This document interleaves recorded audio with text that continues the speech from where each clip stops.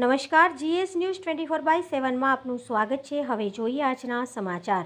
સમસ્ત કારડિયા રાજપૂત સમાજ ધોળકા બાવડા તાલુકો અને જય ભવાની એજ્યુકેશન ગ્રુપ ધોળકા બાવડા દ્વારા સમાજના તેજસ્વી તાલાઓના સન્માન સમારંભ અને રાહતદરી ચોપડા અને થેલાના વિતરણનો કાર્યક્રમ શ્રી સુરસીજી રાજપૂત છાત્રાલય ધોળકા ખાતે યોજાઈ ગયો, જેમાં સમાજના અગ્રણી એવા કાનભા ગોહિલ, કુશળસિંહજી પંઢેરિયા, પ્રવીણસિંહ ડાભી, મહેન્દ્રસિંહ મંડોળા, દિગ્વિજયસિંહ મસાણી, ગોવિંદસિંહ મંડોળા, ભૂપતસિંહ ડાભી, દિલીપસિંહ પરમાર અને સમાજના શ્રેષ્ઠીઓ ઉપસ્થિત રહ્યા। જય ભવાની એજ્યુકેશન ગ્રુપ દ્વારા સમાજના ધોરણ 1 થી 12ના પ્રથમ 3 નંબર પર આવેલા વિદ્યાર્થીઓનું કીટ અને મોમેન્ટો આપી સમાજના અગ્રણીઓ દ્વારા સન્માન કરવામાં આવ્યું, તેમજ જેમણે વિશિષ્ટ સિદ્ધિઓ મેળવેલ હોય તેવા વિદ્યાર્થીઓનું સન્માન કરવામાં આવ્યું।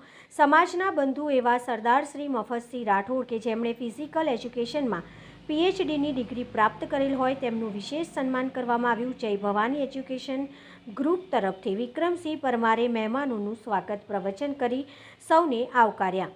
જ્યારે ખોડુભા પઢિયાર દ્વારા કાર્યક્રમનો હેતુ અને રૂપરેખા રજૂ કરવામાં આવી, જેમણે સમાજમાં શિક્ષણ થકી પરિવર્તન અને પ્રગતિ થઈ શકે તે માટે સામાજિક જાગૃતિ લાવવા માટે સૌને આહ્વાન કર્યું અને ગ્રુપની પ્રવૃત્તિ સૌને વાકેફ કર્યા।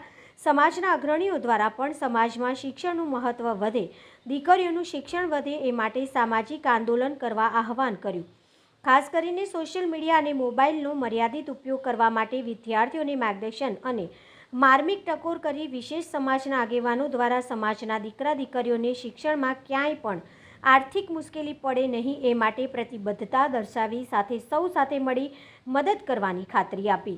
આજના કાર્યક્રમમાં વિશેષ સમાજના દાતાશ્રી દ્વારા મળેલ દાનથી સમાજના તમામ બાળકોને રાહત દરે ચોપડા અને બેગનું વિતરણ કરવામાં આવ્યું। સમાજના વિદ્યાર્થીઓ માટે સુરસીજી રાજપૂત છાત્રાલય ખાતે રાહત દરે ચોપડા અને બેગનું વિતરણ ચાલુ જ હોય।